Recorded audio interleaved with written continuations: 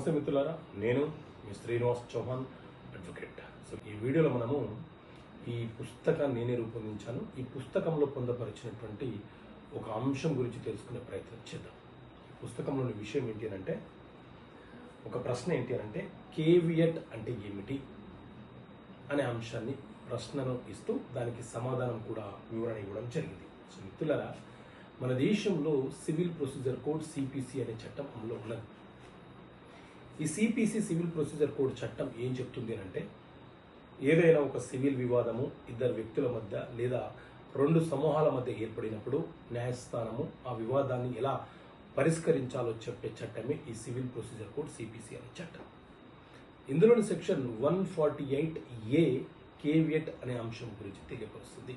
Caveat అంటే ఏంటి అంటే, ముందు జాగ్రత్త పడటం లేదా ముందు మాకు తెలియపరచండి అని చెప్పడం అని అర్థం.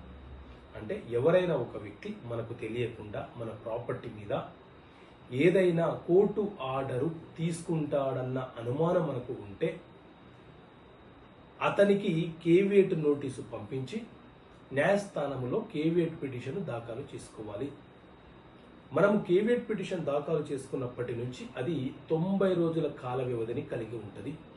ఆ 90 రోజుల లోపు అవతల వ్యక్తులు ఎవరైనా సరే ఆ న్యాయస్థానంలో మన మీద కేసు వేసి ఆర్డర్ పొందే ప్రయత్నం చేసినప్పుడు న్యాయస్థానము పలానా వ్యక్తి కేసు వేశాడు అని చెప్పి మనకు తెలియపరుస్తుంది. అప్పుడు మనము న్యాయస్థానంలో ఆ కేసుకు సంబంధించిన అంశాలను పొందపరుస్తూ వివరణ ఇచ్చుకునే వెసులుబాటు మనకు ఉంటుంది. అంటే అవతల వ్యక్తి న్యాయస్థానాన్ని తప్పుదోవ పట్టించి ఎలాంటి ఆర్డర్లు పొందకుండా నివారణ చేయడం కోసము ఈ కేవియట్ అనే పిటిషన్ మనము ఫైల్ చేసుకుంటాము.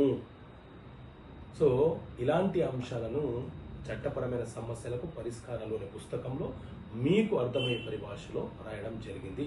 ఈ పుస్తకం కావాలనుకునేవారు ఇక్కడ కనిపిస్తున్న నెంబర్కి కాల్ చేసి ఈ పుస్తకాన్ని మీరు పోస్ట్ ద్వారా పొందవచ్చు. ఓకే మిత్రులారా, థ్యాంక్ యూ. జై హింద్.